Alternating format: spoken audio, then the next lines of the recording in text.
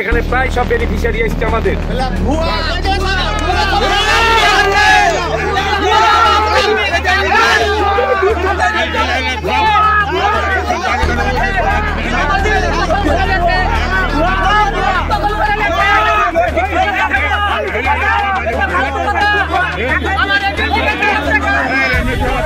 চাঁপাইনবাবগঞ্জের মহারাজপুরে আব্দুল আজিজ ওয়াকফ এস্টেটের গাছ কাটা নিয়ে এলাকায় উত্তেজনা দেখা দিয়েছে। ওয়াকফে আওলাদ বা এই পারিবারিক ওয়াকফ এস্টেটের এখন মোতাওয়ালি গোলাম ফারুক, যিনি একজন জেলা ও দায়রা জজ। তারই ফুফাতো ভাই সেকেন্দার রহমান চৌধুরী ওরফে জুবিন চৌধুরী এস্টেটের সাবেক মোতাওয়ালি। এই দুই পক্ষের মধ্যে মহারাজপুর চৌধুরী পাড়ায় এখন চরম উত্তেজনা।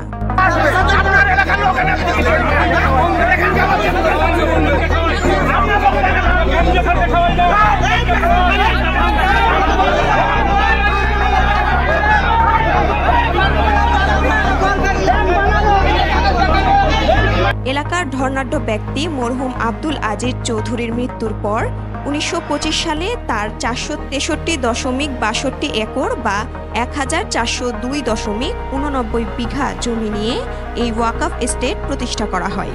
বিপুল এই সম্পত্তিতে রয়েছে ধানি জমি, পুকুর, খাড়ি, বসতবাড়ি, আমবাগান ও মেহগনি গাছ। ওয়াকফ প্রতিষ্ঠার পর থেকেই ক্রমানুসারে মোতাওয়ালি নিযুক্ত হচ্ছিল। ২০১৫ সালে মোতাওয়ালি নিযুক্ত হন গোলাম ফারুক। এরপর থেকেই শুরু হয় নানা অস্থিরতা। বিচারক গোলাম ফারুকের দাদির বাবা ছিলেন প্রয়াত আব্দুল আজিজ চৌধুরী। সম্প্রতি সম্পত্তিতে থাকা কিছু গাছ কাটা হয়। এ নিয়েই মোতাওয়ালি গোলাম ফারুক ও সাবেক মোতাওয়ালি জুবিন চৌধুরীর অনুসারীদের মধ্যে উত্তেজনা দেখা দিয়েছে। গত বৃহস্পতিবার সাবেক মোতাওয়ালির অনুসারীরা রাজশাহী বিভাগীয় কমিশনারের মাধ্যমে সরকারের বন ও পরিবেশ উপদেষ্টা বরাবর স্মারকলিপি দিয়েছেন। স্মারকলিপির অনুলিপি সংশ্লিষ্ট বিভিন্ন দপ্তরেও পাঠানো হয়েছে। স্মারকলিপিতে প্রয়োজনীয় পদক্ষেপ গ্রহণের দাবি জানানো হয়। এদিকে গাছ কাটার প্রতিবাদে বুধবার সকালে জুবিন চৌধুরীর সমর্থকেরা মহারাজপুরের সীসা বাগানে মানববন্ধনের আয়োজন করেন। সেখানে হাজির হন মোতাওয়ালি গোলাম ফারুকের ভাই ওমর ফারুক সহ তাদের অনুসারীরা। দুপক্ষের মুখোমুখি অবস্থানে মানববন্ধন পণ্ড হয়ে যায়।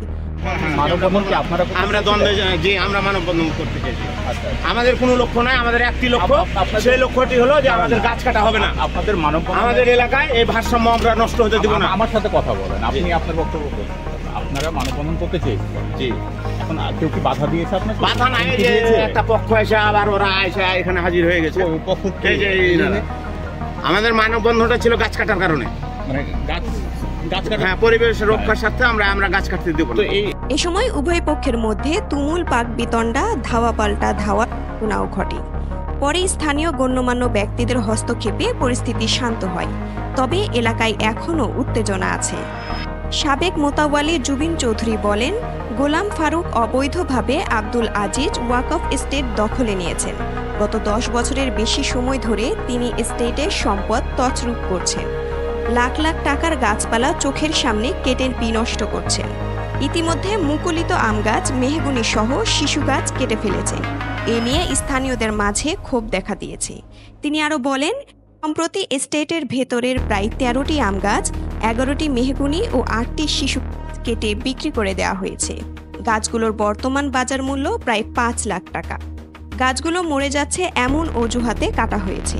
সরকারি চাকরিজীবী হয়েও ওয়াকফ এস্টেটের সম্পত্তির ওপর রক্ষিত মূল্যবান গাছপালা কেটে বিক্রি করে তছরূপ করে চলেছেন তিনি। জানতে চাইলে এস্টেটের বর্তমান মোতাওয়ালি গোলাম ফারুক বলেন, পুরাতন বাগানের কিছু গাছ মরে গিয়েছিল, সেগুলো কেটে অপসারণ করা হয়েছে। ওয়াকফ এস্টেটের দোতলা বাড়ির দরজা জানালা তৈরির জন্য ২ থেকে ৩টি মেহগুনির গাছ কাটা হয়েছে। সঙ্গে সঙ্গে ফাঁকা জায়গায় গাছ লাগিয়ে দেওয়া হয়েছে। শুধুমাত্র আমাকে হয়রানি করার জন্য নানা ধরনের ছলচাতুরি করা হচ্ছে। আমি সরকারি চাকরি করলেও এ পদে থাকতে পারি, কিন্তু তারা মানে না। উইলের একটা যদি কোনো কিছু হয় সেটা আমি দিতে বদ্ধপরিকর। আমরা ওয়াকফ এস্টেট পাওয়ার পর যে বেহাতকৃত সম্পত্তিগুলো ছিল সেগুলো উদ্ধার করেছি। ঘোলকান্দরে ৫০ বিঘা সম্পত্তি উদ্ধার করেছি, এখন ভোগ দখলে আছে। আমরা ওই পুকুরটা আমরা কেসে জিতেছি। ২১ বিঘা সম্পত্তি সে বিক্রি করে রেখেছে, সেই কেসটা জিতেছি। তারপরে এখানে একটা জমি জাল করেছে, সেটা জয়লাভ করেছি। মহরম সুন্দর সুস্থভাবে এলাকায় এর আগে কোনোদিন এভাবে মহরম পালন হয়নি। তারপর কথা বলবেন না। তারপর এই আছে আমি 100 কেজি চিনি, 100 প্যাকেট সামাই এই ঈদের রাত্রে আমি বিতরণ করেছি। হ্যাঁ, আমার পক্ষ স্টেটে 120 জন বেনিফিশিয়ারিকে যাদের যা প্রাপ্য সেই অনুযায়ী প্রাপ্য আমি দিয়েছি। বেনিফিশিয়ারিরা এখানে আছে।